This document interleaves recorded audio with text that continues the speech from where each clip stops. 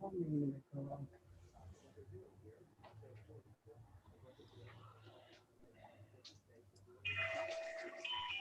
guys, here about Ponics. Today we're going to talk about growing with fishes.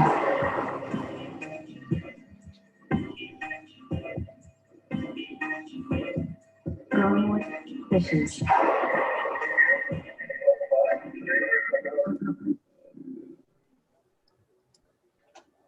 All right, everybody. Happy Guy Fawkes Day. I can't think of a better way to get rid of our current president than on Guy Fawkes Day. Anyways, that's news for about 2 to 4 hours from now. That's not what we're here to talk about tonight.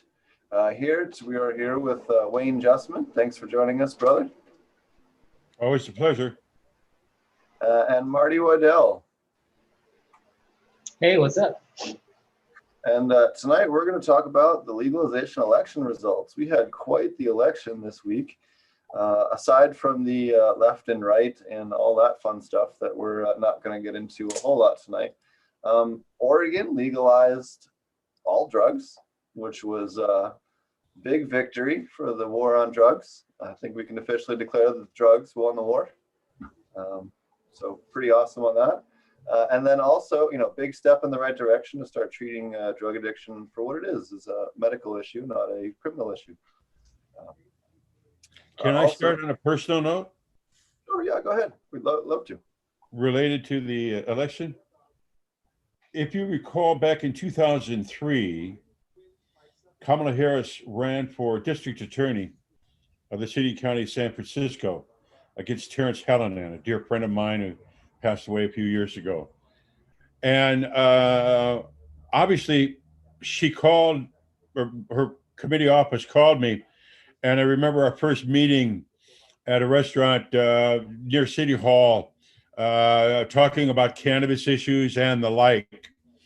And she became the district attorney. She won that election.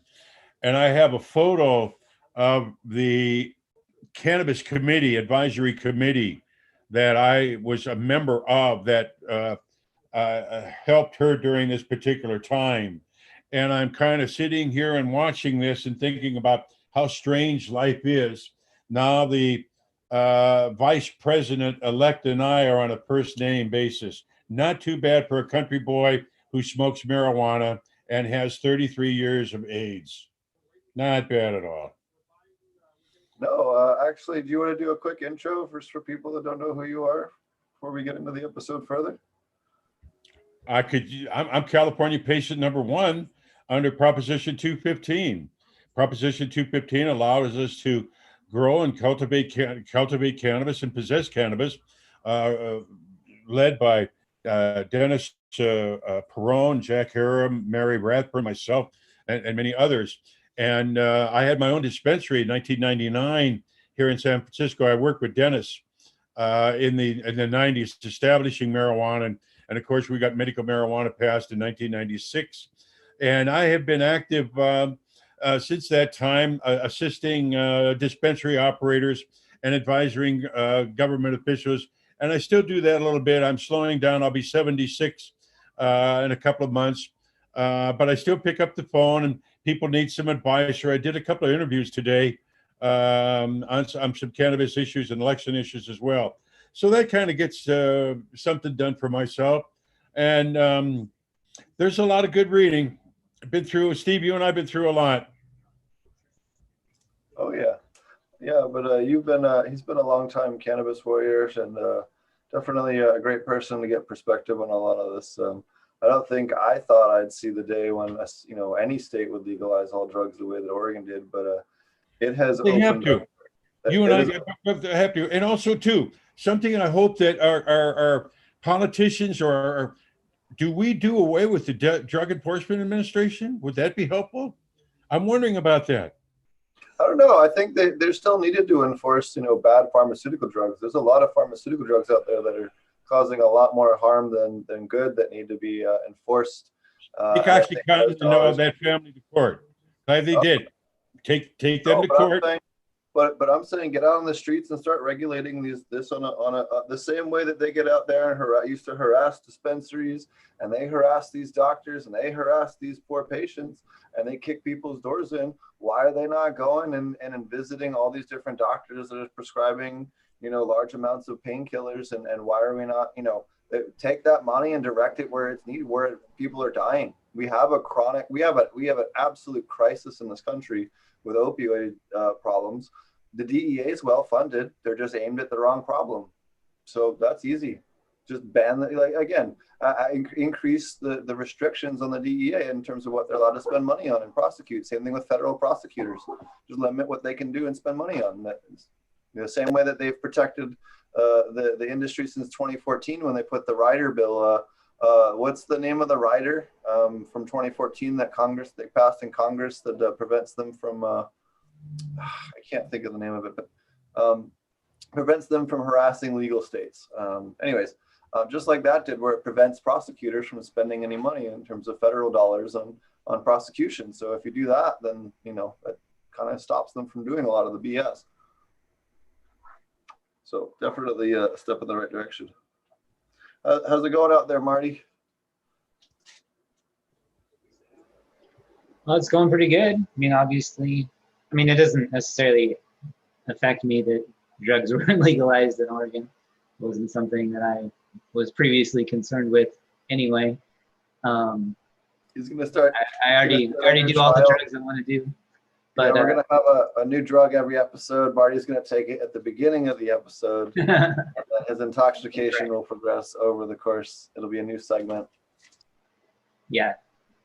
No, I just mean that I never really adhered to any of their laws about what was legal or what wasn't, and pretty much went off of my own morality.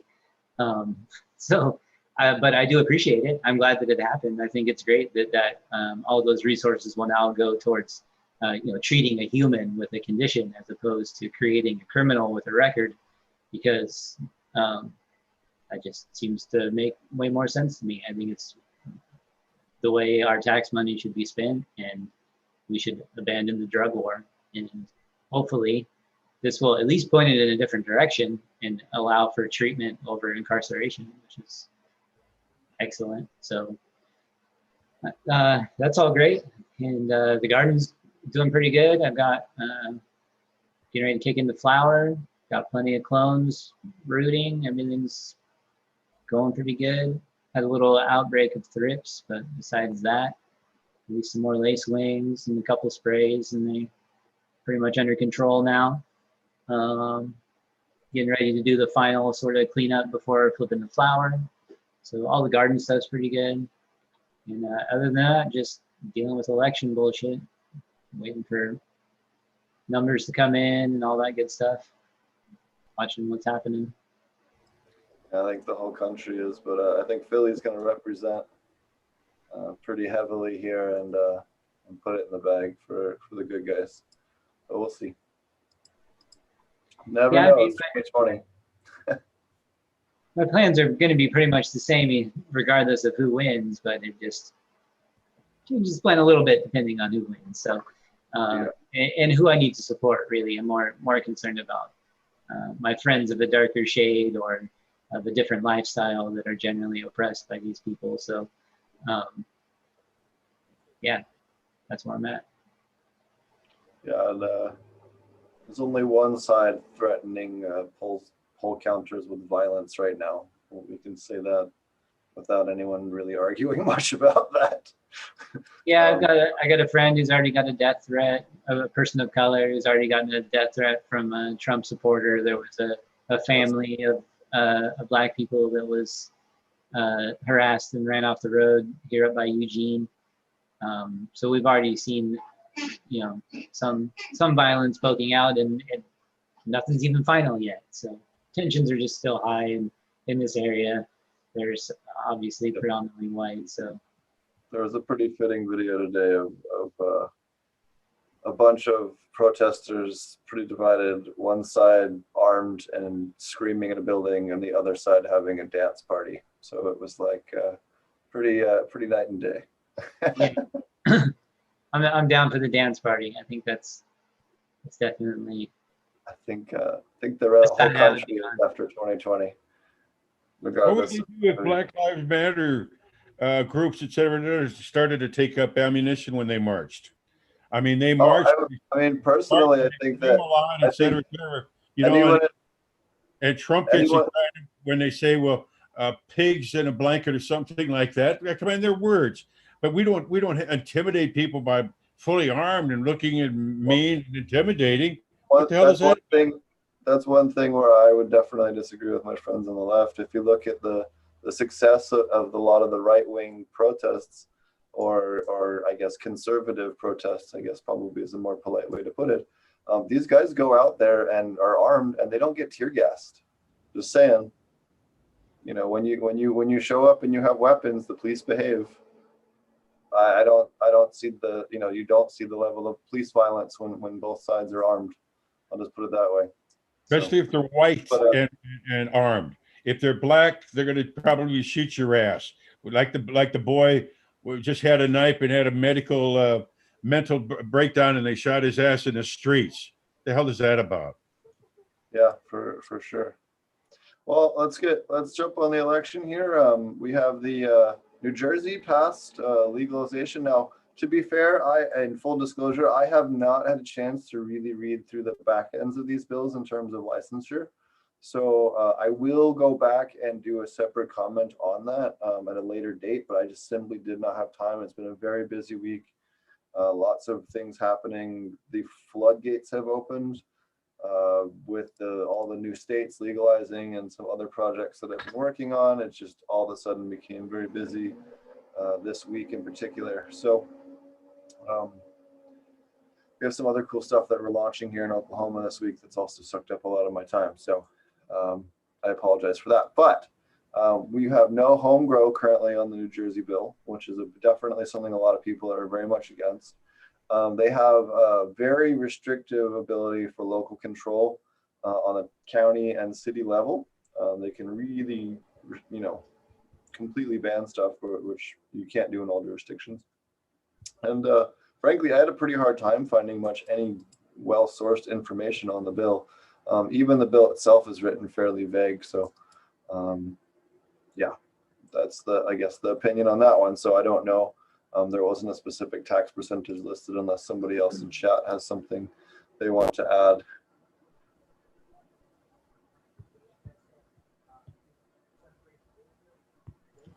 I mean, I would just say that, obviously, if you listen to the podcast or any of the stuff that we did on legalization all the way back to when it happened in Oregon, we know anytime you add city and county regulations and give them any type of control, that it pretty much fucks every small grower that is going to try to come into the market. It complicates licenses, makes them more expensive.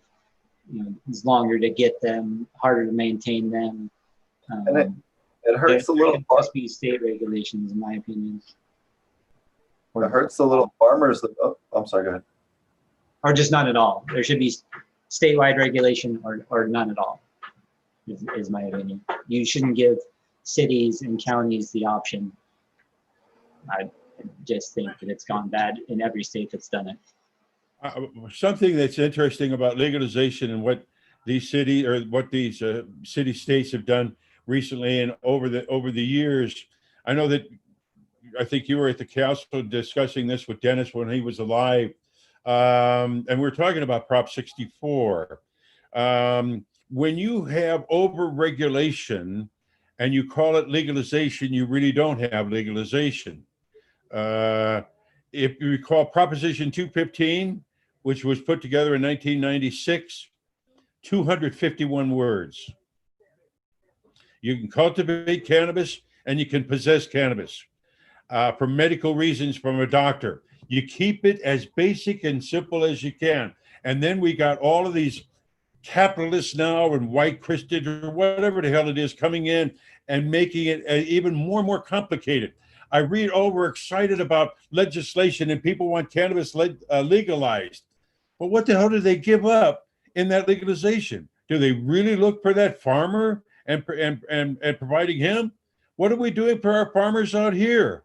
We've just had a fire season, and ashes in the air, and products are being burned. What the, I don't. These are simple things that we have here in our state, and we're worried about some things that we're right now are out of control. We need to worry about our farmers. 64 didn't do anything about that, and other things didn't do anything about that. And not only that, it's crazy to have any large scale state doing large scale outdoor and not have an insurance policy as part of the legalization bill. Point well taken. And none of these farmers out here that grow cannabis have crop insurance, but there's crop insurance on other products out here. I don't understand the imbalance. State funded crop insurance. I'm sorry. State sponsored crop insurance is an option for many crops. We need to have cannabis as an option to provide that insurance as well. And it's often a piece that's missing from legalization bills that I think that really needs to be brought up more when they're proposing them. Well, like always, we got the wrong people sitting at the table making the decisions on the future of this plant. We got people in suits and ties rather than overalls and dirty shoes.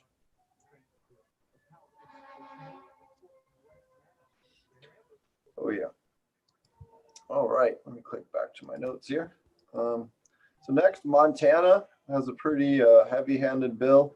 Again, I haven't had a chance to totally go through the back end of it, but they have a 1 ounce or 8 gram limit for anyone 21 years or older, and they're taxed at 20% of retail costs, which is quite a bit of tax compared to a lot of other places. Not as high as some places, but certainly higher than most markets.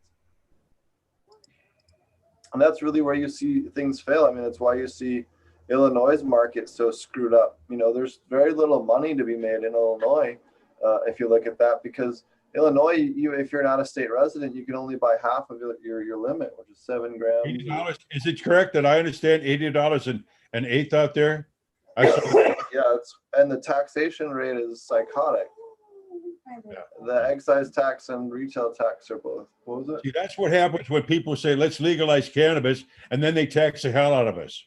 City tax, county tax, and state tax. We have that here in California. We pay a city tax, we pay a county tax, and we pay a state tax. And who ends up is that patient that's providing it, customers that are providing it. And what about those patients that are low-income patients? They don't have that opportunity. So many people contact me, Wayne, I can't go to the dispensaries. I can't even afford the tax on it. So where do they go? Black market. Oh yeah, absolutely. And when they restrict that, how is anyone supposed to be able to move any type of serious volume when you're restricted to such low limits of possession? Out-of-state people can only buy half as much. Out-of-state people are more than 50% of the market in many states, so you can't do that.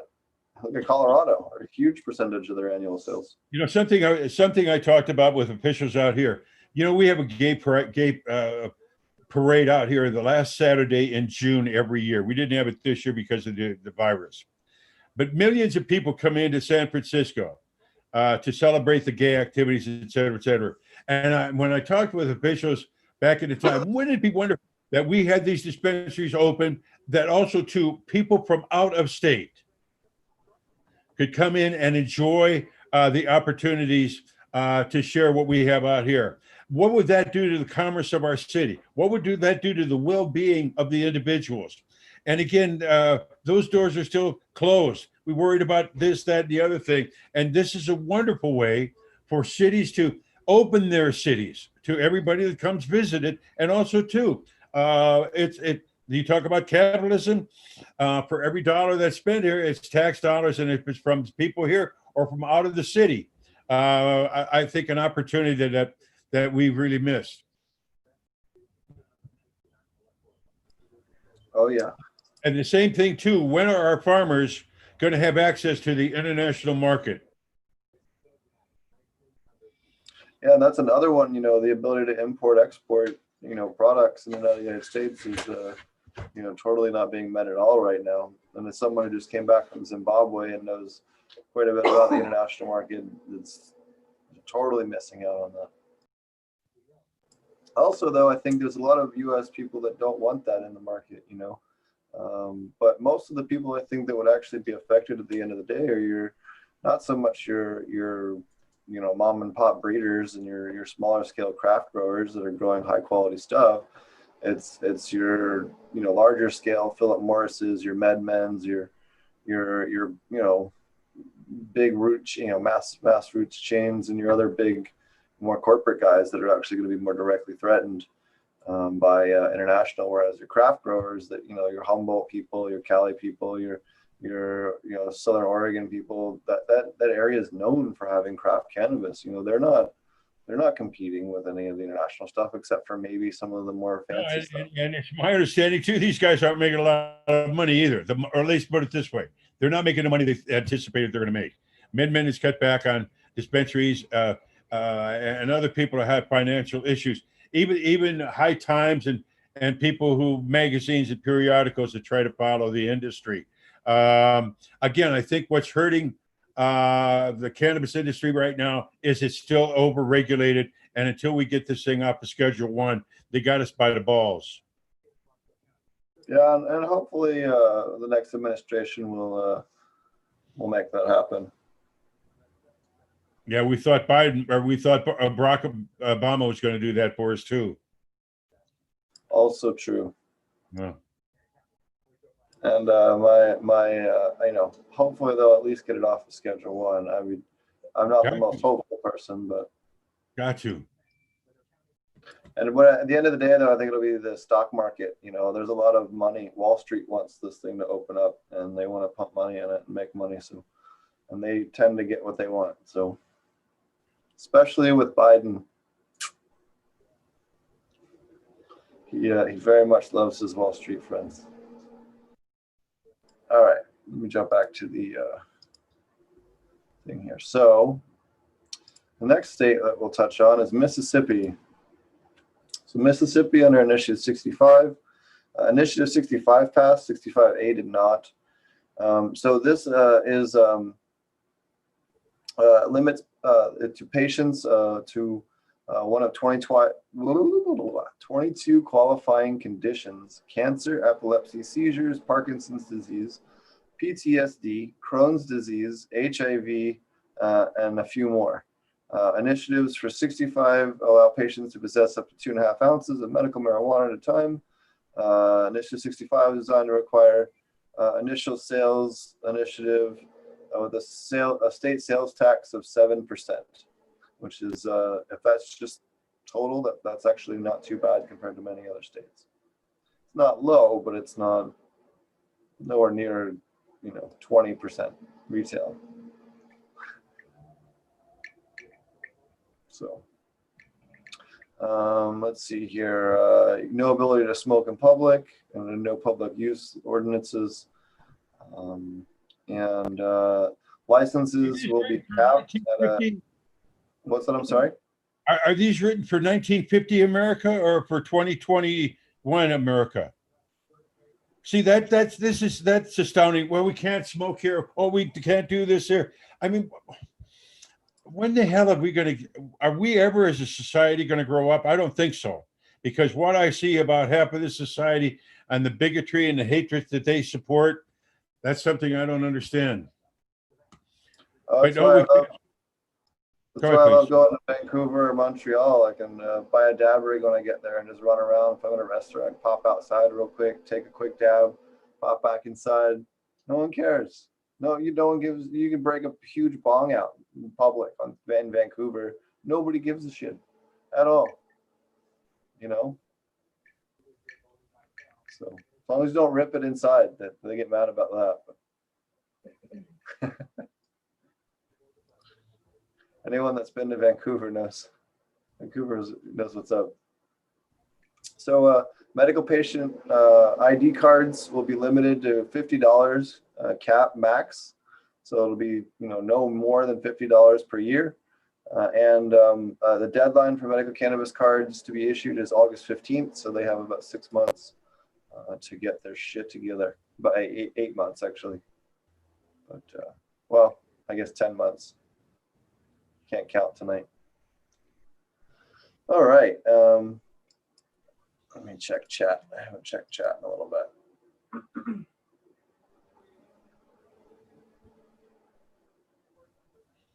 All right.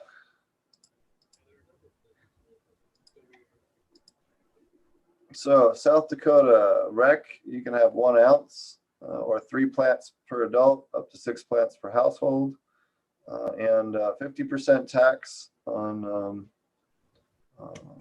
sales, and then heavy local control as well. And then for medical in South Dakota, you can have 3 ounces and you can grow a minimum of 3 plants. You have to have a debilitating medical condition, which debilitating pain, severe nausea, seizures, persistent muscle spasms, including those characteristic of multiple sclerosis. What state is this you're talking about? South Dakota. They were the first state to legalize both medical and rec in the same. Oh, and they're going to allow us 3 plants to grow. Oh, I can't. Let me get my composure. That's too exciting. 3. Oh, I'll get it together. Oh, 3 plants. Oh. Okay. All right. I'll be all right. Our government is allowing us in South Dakota to grow 3 plants. Oh my God. That's so exciting. All right. Thank you. I'm all right. I had that emotional moment for a moment. I'm allowed that. I'm a senior citizen now. Oh man. But yeah, no, it's totally ridiculous. And again, I haven't had a chance to look at the licensure. I do need to go back and look at who these go. I believe it was Arizona. I think it's $1 million for a license or something completely asinine. Yeah. I read it somewhere. I gotta have to confirm that. I do want to take the time to look into that further before I go and make claims on that stuff. But that was definitely one of the things that I was read more than once. All right. And then Arizona legalized recreational. We were just talking about it. A 1 ounce or 5 grams of concentrate. You can have 6 plants for home grow, max 12 per household.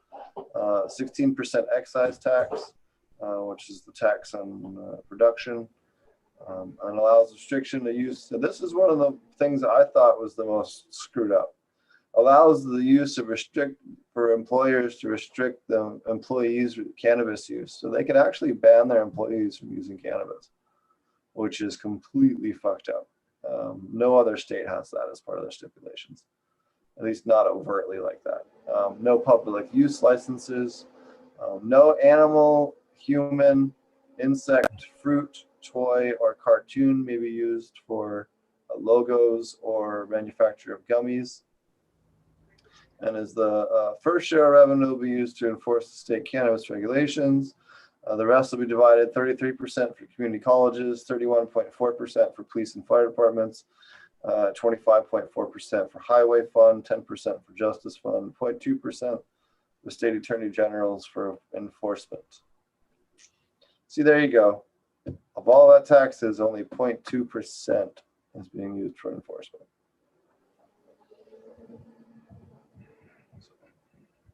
Quite ridiculous.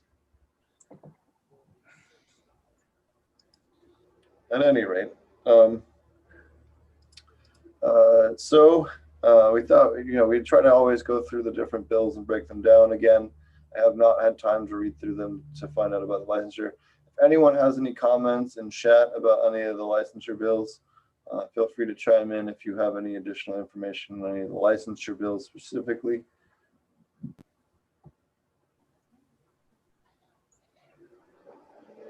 So definitely let us know. What else is going on? How's the cannabis scene out there in San Fran? Is there anything been going on there? Has prices gone up or down, or what's kind of going on? Dispensaries have been pretty much paralyzed since this epidemic started. Here in San Francisco, we started to shut down things in March. And most dispensaries at that time said, okay, you can call and we'll deliver something, or you can walk in, get an order, and then leave. And that's basically where some of the dispensaries are. Now, there are some dispensaries that I have visited and found out they're not able to continue to operate because they don't have enough folks coming in even on a daily basis. So I see that dispensaries are being negatively affected because the only thing they can do, as I say, is either deliver or you walk in. The lounges are no longer available. That really cuts into the enjoyment of the patient. Prices are pretty much steady. As I say, we just finished fires out here the last 5-6 weeks that affected growers in Northern California. If the fire didn't get you, then the ash and the other soot that affected farmers. I'm not sure because we're ending the outdoor growing season right now. I'm not sure how that's going to affect the product that's coming in, but I have heard through some rumors that the selection is not going to be as large, and which means probably the prices may reflect going up. That remains to be seen. But nature does not do us justice out here. And with no insurance, as we've talked about before, that really hurts the piggy bank of the farmer and the grower. We had some roaming thugs, I guess you'd want to call that, or I don't know what you want to call them, but they were in the East Bay last night, and a number of businesses, and a couple of those businesses were cannabis dispensaries, were robbed and destroyed.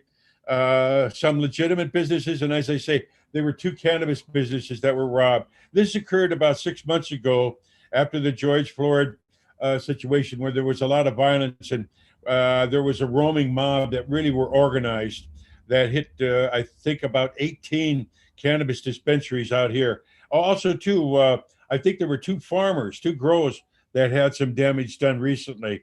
So again, you're dealing with that petty violence that's occurring because of the frustration and lack of opportunity for people.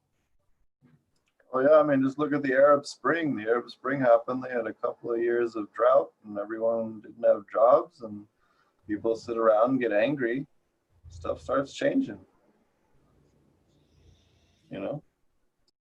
And not only, I mean, just the change of life. I mean, what is this, about the 8th or 9th month since we've had this shutdown here? And I know for all I can do every day is just endure it. Do I like it? Hell no.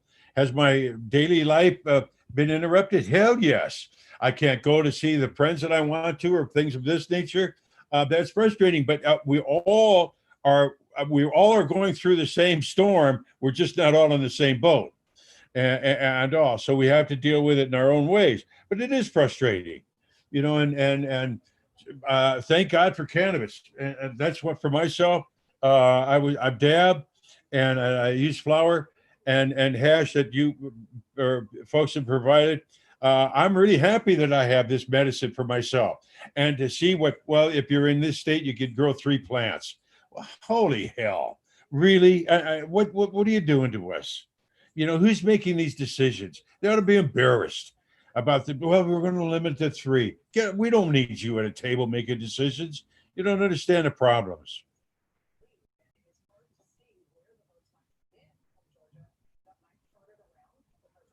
And not only that, you know, I've had a lot of talk with people here in Oklahoma, and people really, you know, keep bringing up, especially here in Southern Oklahoma, how much jobs have been made since legalization.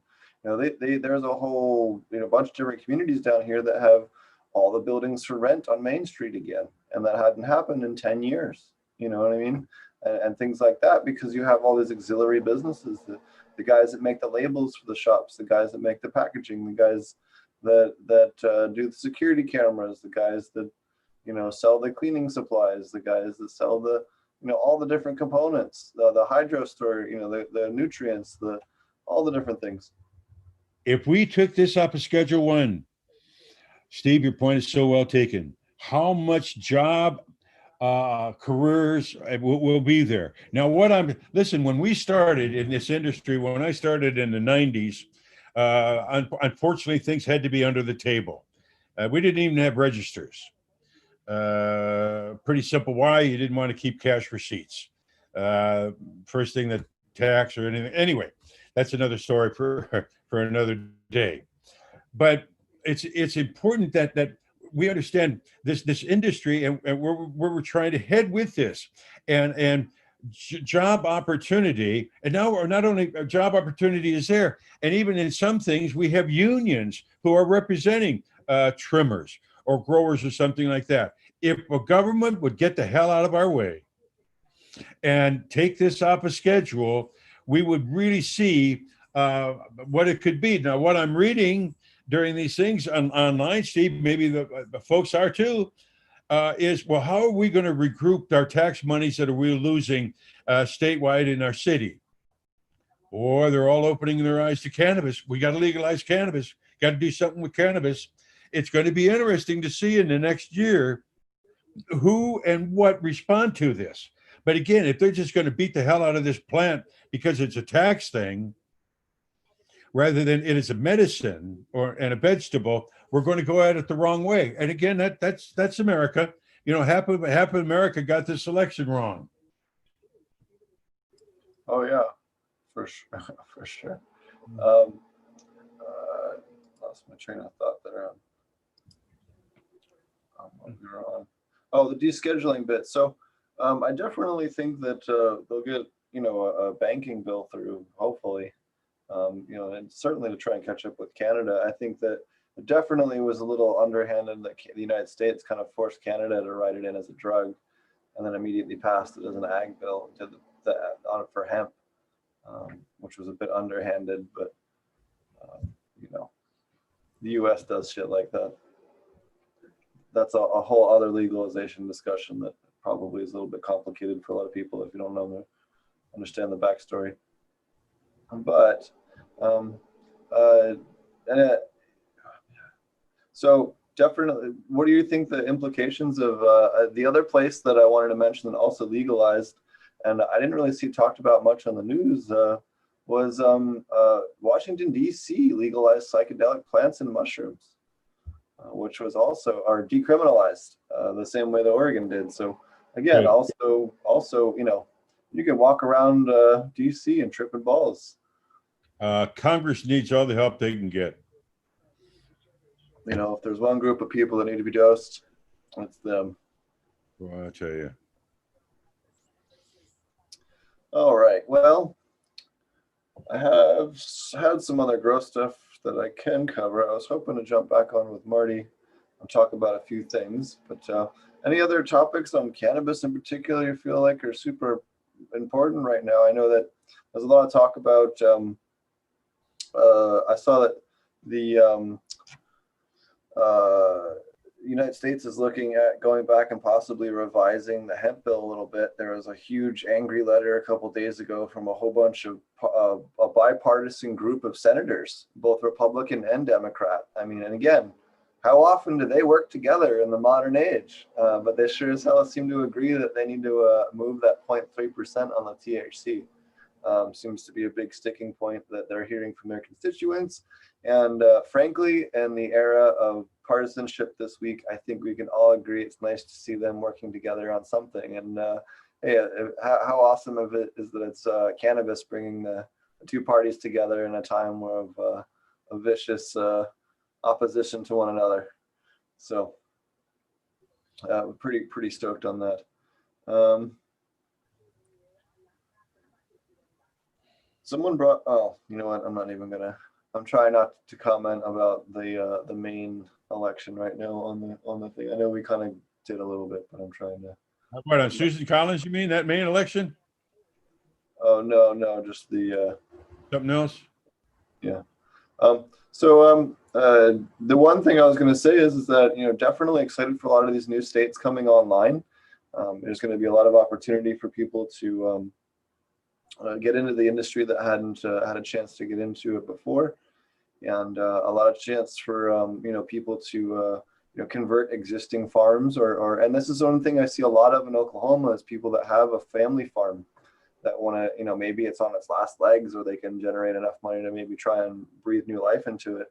And a lot of people are having success, at least ones that are good at growing cannabis, breathing life into farms that were otherwise not really profitable at the time. I know we have one guy that had quite a sizable debt on his farm that I worked with last year, and he was able to not only repay the entire debt, but buy an adjacent lot that was for sale.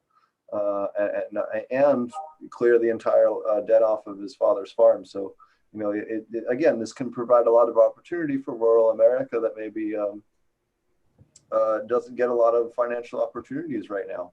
There isn't a lot of new job opportunities in southern Oklahoma or in large parts of the Midwest and places where the coal mines are going down and some of these other places.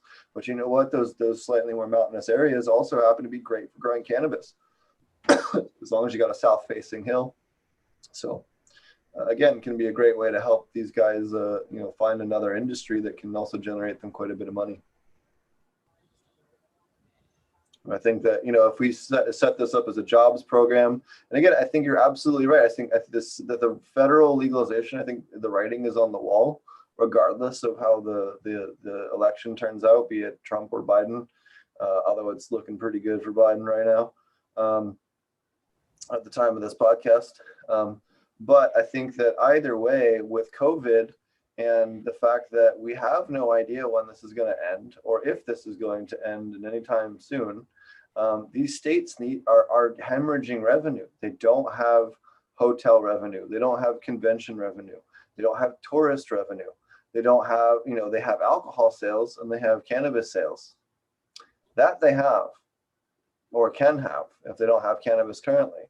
And not only that, but they can create an enormous amount of jobs whilst creating tax revenue from all of those jobs that they create and from the direct sale of the things. So, again, not only are they creating additional tax revenue, from the cannabis pool, but the electricians are making more. The construction people are making more. The realtors are making more. The plumbers are making more. And all of that is generating additional tax revenue for the state. And I think that people don't frame it enough as both a jobs and a state funding, point of view. And again, not from as much as, hey, let's tax the crap out of the cannabis, but hey, look at how the ripple on the pond creates additional tax revenue through these additional businesses, not just the pool of tax revenue from the cannabis itself. And I think if we could start talking about diagrams that add in that percentage of additional market growth on their markets with the additional tax revenue, we could actually make a much better case with a lot of these people that are maybe, certainly that would listen to the financial end a little bit clearer, because that I don't think I've ever seen a single cannabis diagram when they talk about tax revenue that accounts for that additional job creation and how that tax revenue factors in. And it's something I think is often, overlooked. Let me piggyback on that a little bit. As far as economy and what cities, you're familiar with the Union Square area of San Francisco. I walked through that yesterday. The commercial buildings that are not only closed, but are plywooded. Doors, windows are plywooded. Now, businesses were worried about violence after the election. Some cities were worried about that, and they did put up things, and some cities were affected by some things here. Fortunately, thus far, we in San Francisco have not. But not only is what we're afraid of ourselves as a society? Is this what we have done to ourselves? That we now have to put plywood on our store windows so they're not broken, and we have to wait for this virus to be over. And if Steve, if you think that folks are going to come back right away to the restaurants and to the hotels and the other kind of things, I don't see that happening. What I do see happening, though, and the point of it is, cannabis is still being grown every day, either indoor and or outdoor. Cannabis is being consumed every day in some type of form. Cannabis is employing someone along, like you say, that industry every day. And we as a society are so blinded right now. so misinformed. And no longer can I be, I'm getting too old so I can say this. I'm damn intolerant of someone's ignorance that they don't understand the plant that I enjoy and medicate with others. I'm tired of their ignorance. No, that worked 50 years ago when they passed this crappy uh, idea of what cannabis was. But now it's 20 and 21, and their intolerance and ignorance is well long overdue and past. Oh yeah, for sure, and it definitely is something I think that people need to. I don't, you know, anyways. I yeah. Damn, I'm ready to walk the streets like we did Oh in the 90s with Dennis and myself leading the parades. And oh, Lord, I'll tell you. Yeah, I know. I'll happily admit I was arrested at Occupy. So, you know, I'm happy to get out on the streets. I'm in the middle of the boonies, but we definitely, if things are challenged, we're definitely going to be driving to our nearest major city and marching for sure over the weekend if this gets violent. So we'll see how things go. For sure, my friend. All right. So do you have any house plants or anything that you're growing?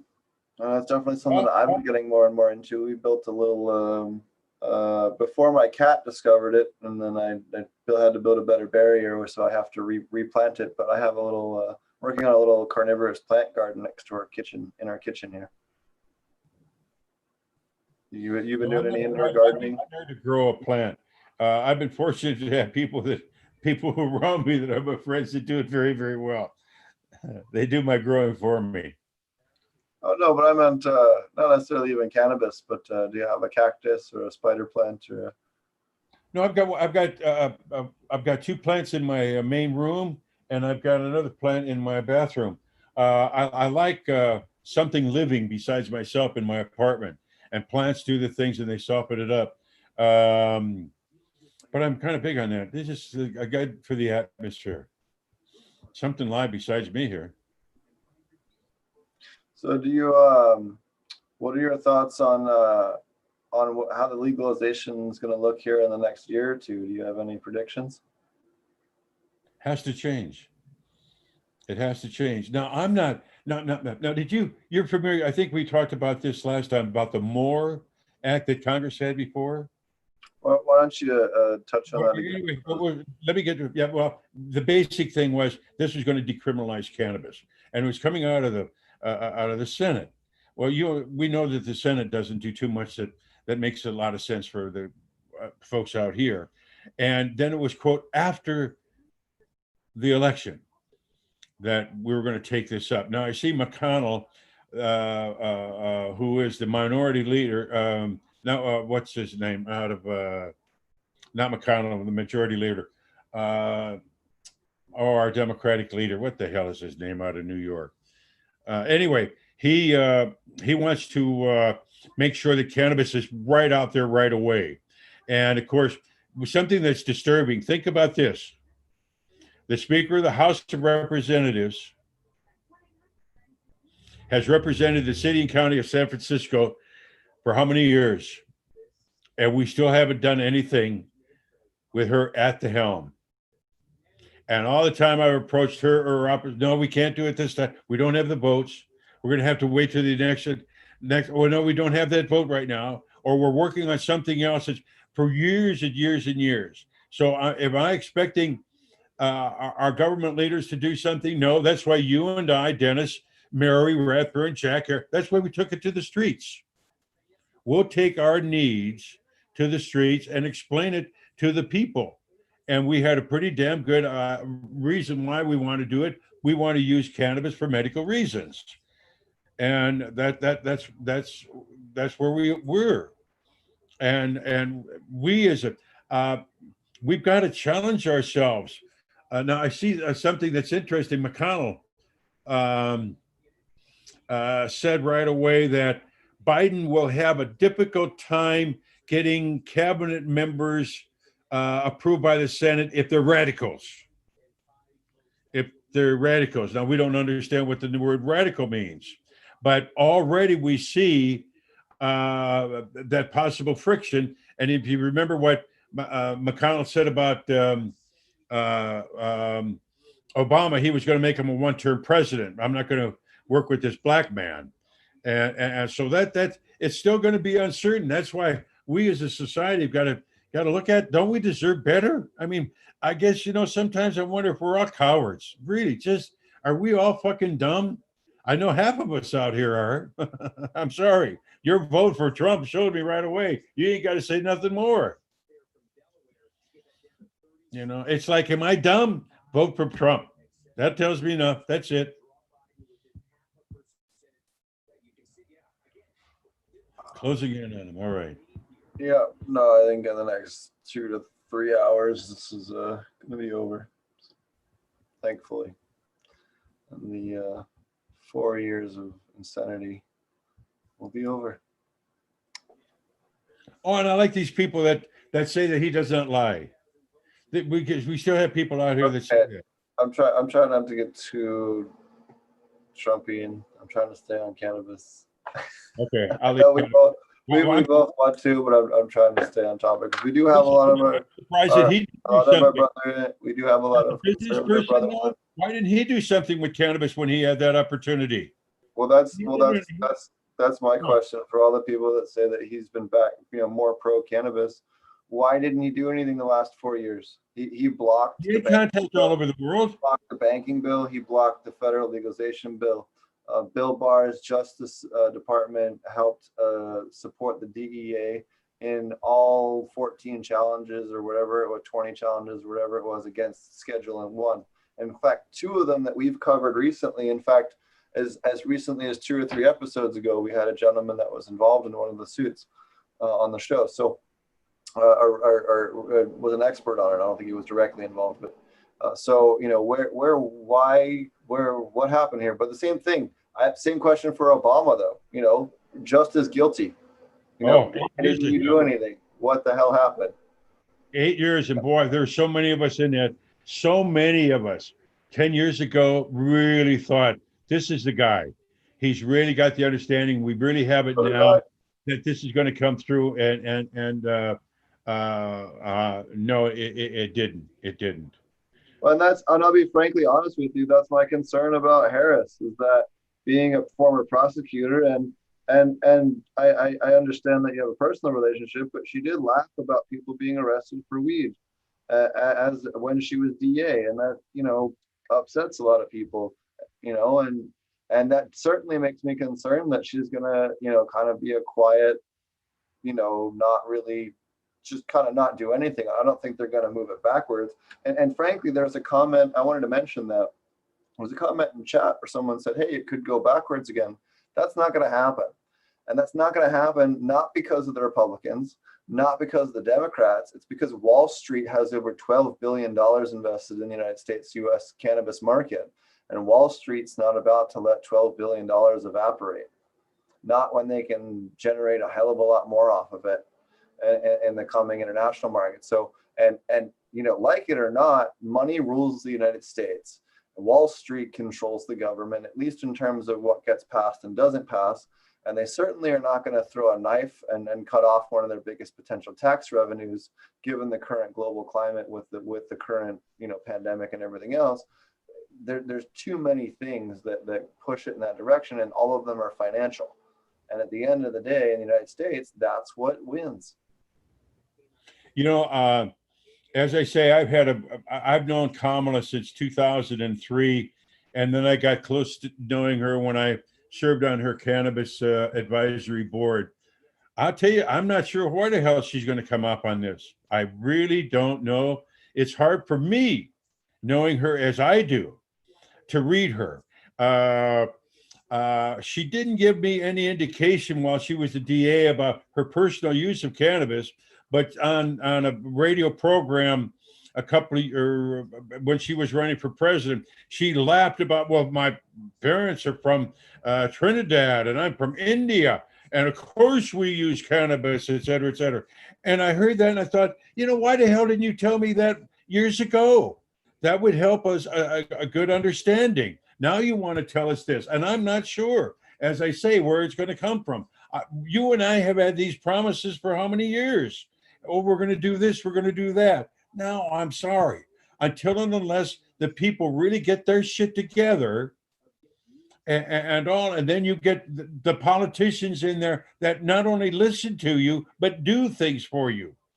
Because I've had a lot of politicians both here in San Francisco and in Sacramento, and boy, they listen to you, but they sure the hell don't do anything for you. I can tell you a story about that here with Jim Hammer, Terrence Hallinan, and myself. Jake McGoldrick was a supervisor, and here in San Francisco, and he had an issue becoming before his committee, and he was the chair of the committee, that we really wanted to get our 2 cents in. So I got the district attorney and myself, Jim Hammer, he was assistant district attorney, and we met at a restaurant. And Eric Pearson, we met, and we really slowly, Jake, this is where our interests are, and the pros and the cons of this, et cetera, et cetera, et cetera. And will you help? Boy, he would, yes, absolutely, absolutely. So that was on a Monday. We had lunch, et cetera. Thursday, they got a committee meeting. And I'm then there sitting there, and he handled that meeting like he had no idea who the hell I was or what we had talked about, and his decisions went the complete other way. And if I didn't have Pampers on, I'd have shit my pants. Oh yeah, for sure. What can I tell you? So no, it's hard to tell you. It's really, for myself, it's going to be hard to read what our Congress will do and what Kamala will do and her background. And Biden, he's uncertain about this. I remember him back in the 90s and his thoughts about crime bill. He was the one who, they're the ones that helped get the big heavy raids in the 90s funded. And same thing in Jamaica. They helped get the Jamaican raids funded too. Oh yeah, and they're, these people are guilty. Yes, I voted left this time, but I normally don't. I normally vote green. I pox on both parties. Death to the two-party system is my normal motto. But so don't call me left or right. But there was only one option this election. I think if you're any type of. And I hope we're right. I hope we're right. We're good. We may have the right guy in the White House, but do we have the right Senate? Do we have that right Senate? Because that's an awfully important branch to deal with. Because if they're going to be obstructionists, we're screwed. Oh no, because the Senate isn't decided yet. So no, okay. Georgia. Got to see what they're going to do with the Georgia thing. Oh, apparently Alaska's undecided too, as well. Oh, that's right up there. But yeah, so there's a bunch of race could be headed for the runoff. So I'm just now that the election is over, I can tell a Cory Booker story because I didn't want to get him in trouble before the election, but now I don't care because the election happened. Cory Booker? Yeah, I smoked a Cannagar with him at a movie premiere in California in the past year or last year. So that was definitely more talk than he is anything else because he talks a hell of a game.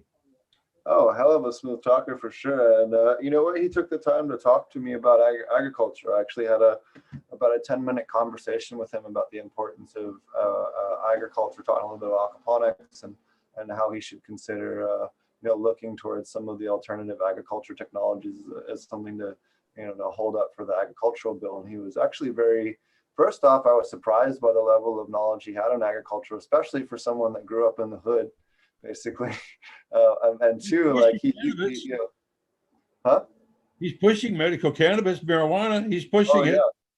But I remember him when he was in Trenton, when I lived in Philly, hearing about him and what he was doing over there. So, I mean, I've known him. I don't know him personally. Well, I've met him, but I don't know, whatever. But anyway, so I thought that was an interesting, funny thing. Definitely something where I know how he would vote because, I've seen how he feels in person. So anyways.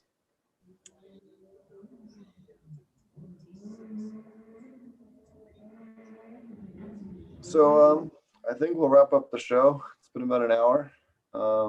DuPont felt hemp was the biggest competitor. Absolutely. Actually, that's a great point. If you want to talk about the original reason why cannabis became illegal, it actually had a lot to do with the timber industry combining with the petroleum industry, combining with the DuPont industry or DuPont company to file kind of this joint suit between 14 different industries against cannabis to get it pushed to be legal.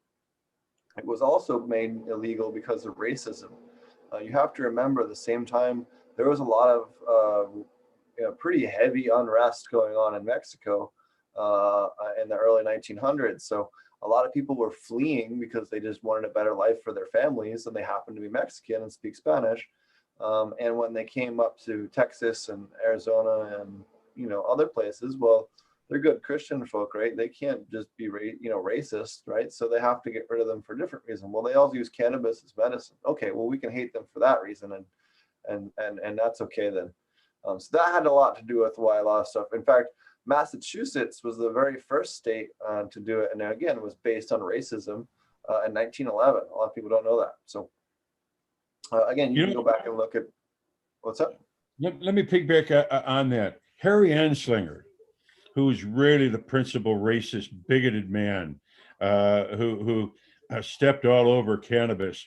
And of course, William Randolph Hearst, who ran the Hearst newspapers out here. And you talk about the train and all of these other huge industries by white Christian men, may I ask, that were putting all of this together.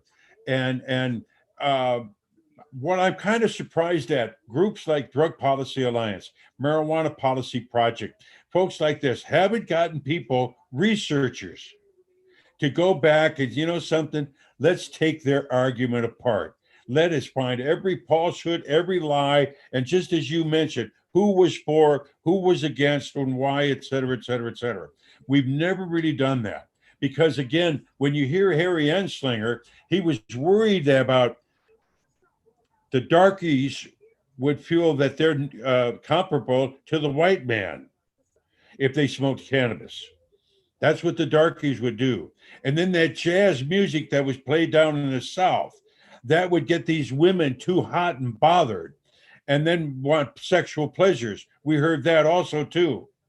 And something that's even more disturbing, there was not the word marijuana.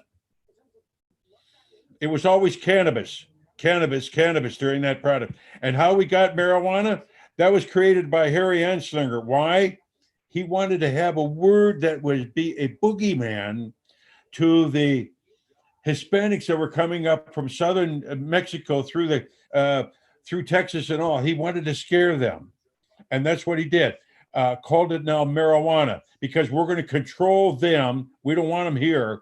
So we're going to hurt them by controlling this plant that they like and have access to and grow. But we're going to scare the rest of the people by calling it marijuana. And those darkies like that marijuana. Well, I could go on. Well, you know what Alex Jones says? He says it makes the frogs gay. Alex Jones says the cannabis makes the frogs gay. No, I'm just kidding. Man, I don't know.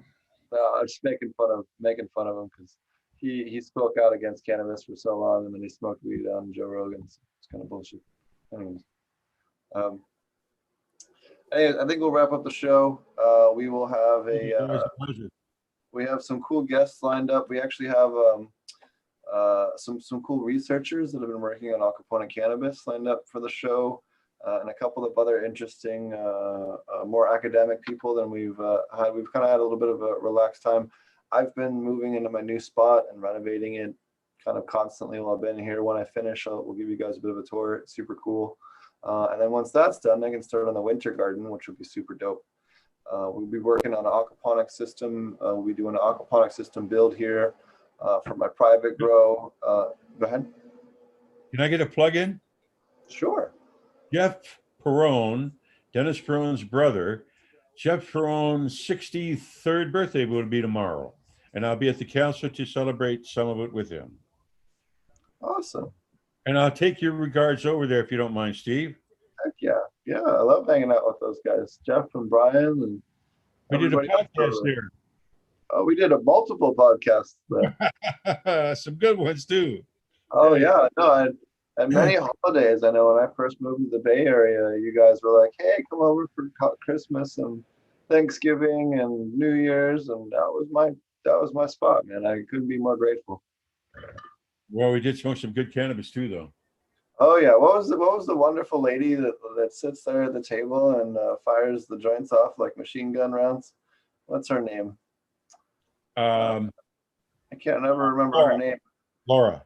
Laura. Laura Yes. Cotton from No, Eureka. not Laura. Not Laura. It's another lady, specifically at the castle. I can't think of her name at the moment. I'll think of it. But no, I definitely remember Laura. Don't have a problem remembering her.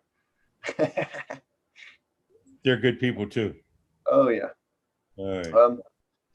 Yes, we'll have tons of cool content. Also, if you guys aren't aware, I broke down a lot of the conference talks. Every Wednesday, we're going to be doing a different 1 hour talk from the virtual Aquaponic Cannabis Conference. And then after that, we're going to be doing, Marty and I are going to have kind of a cool topic-based shorts that'll be 1 hour long. We'll kind of keep that for Wednesdays at 4 o'clock. And then we're just about finished editing the video version of the Aquaponic Cannabis class. If you aren't aware of that, Marty and I have a very long format virtual Aquaponic Cannabis class that you can take. We've added over 100 slides here in the final run, trying to finish it up where we've thought of things we wish we had in the deck. We've decided we're done with the feature creep. So we have about, I think we're just finishing up the last of the pest management section that we've completely overhauled from the last few classes and really updated heavily. I think you guys are going to really like it. So that's all done, and we'll have that finished and out here soon, and that'll be great. You gonna take off, Wayne? I'm out at it. You be good, all right? All right, buddy. Thanks a lot so much for joining us as always, and we'll catch you again soon. Stay in touch, please. Bye-bye. Cheers. Always fun to hang out with Wayne. He's definitely one of my favorite cannabis people, and certainly a good person to get some perspective on when we're talking about this election coming up. Definitely has some unique thoughts on the election, especially being medical patient number one for the United States. He's seen it all on the legalization side. He's been there and done that, so definitely interesting to talk to. So Marty and I have the virtual Aquaponic Cannabis class. You can find more information at apmjclass.com. We also have the nutrient subscription service over at True Aquaponics. If you need, you can check that out as well. We can test your water for you and send you a pre-dosed nutrient packet that has all of your nutrients you need to rebalance nutrients in your system. We have quite a few large commercial setups now that we are managing. We have some really cool side-by-sides. We've actually been working on a whole trailer for you guys that we're going to be putting out here soon. That's a ton of side-by-sides of before and afters with a bunch of these commercial vegetable and cannabis growers that we've been managing now around the world. We have people managing both in the Caribbean, the Indian Ocean, Canada, and the US now. So all over, quite cool. Again, check that out at trueaquaponics.com. And like I was saying earlier, Marty and I are just about finished the virtual Aquaponic Cannabis class. You can see some of the diagrams in the back there. Again, we're going to finish it up, and then we're going to put out maybe another month or two after that. We'll have a big update for it. The class is yearly, so you get 1 year of access to the class. And then we do update it every 2 to 3 months. We'll have another batch of additional slides and content. So you're kind of paying for that additional, the class plus, access to all the additional new classes. We'll have new segments every 3 months. We're aiming for every 2 months, but now and then it'll take a little bit longer to finish recording. Or Marty's going through a bit of a life events right now with the family and the fires and everything. I've not had the easiest year myself with personal life stuff with the family. So it's definitely helped slow things down, but we're on the home stretch. So we'll have that out here soon. You guys, again, can find that out at apmjclass.com. Between now and the end of the month, you do get a $150 discount if you buy it early. So if you are thinking about buying that for Christmas for somebody, we do cover everything from licensing to cultivation, fish diseases, plant diseases, cultivation, how to adapt existing aquaponic facilities to your aquaponic cannabis production, business models that work and don't work, drying methods, curing and retail, packaging, all different types of stuff that just is not covered in a lot of these other courses. And system design, climate control, exact nutrient ranges, pest management options, and a whole lot more. So it really is just the most in-depth aquaponic course that exists on anywhere in the world. Certainly the level of detail is not even close compared to anyone else's course, on regardless of vegetable or cannabis. And we will be doing a vegetable version of this class afterwards. So we will have that. And then the book will be out next year, making quite a bit of headway on that as well when I do have the time, mostly when I can't sleep. So we'll have that out soon as well. And yeah, just kind of getting back into the swing of things. I'll have a new little office studio here set up before too long. Got a new power drill thanks to my pops. Shout out Dad for the new drill. So we're doing a lot of construction and building a new office here at the new spot. We got a nice spot, but needed a little bit of renovation because no one had lived here for a little while. So we got it all spick and span again and looking nice and feeling homey. So it just took a little while, but yeah, we'll show you. We're going to build some cool integrated grow systems as well, and kind of show how to do 1 or 2 plants with an aquarium.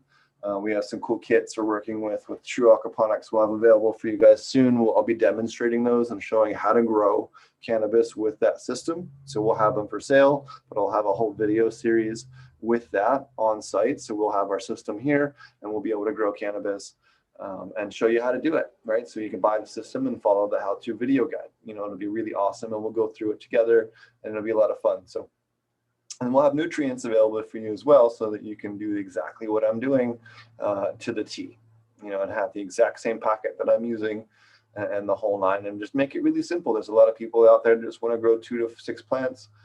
They have an aquarium or something else. They want to plumb it up to maybe a grow tent they have in their house. We're going to cover all that, and it's going to be really cool and a lot of fun to do with you guys. So looking forward to that.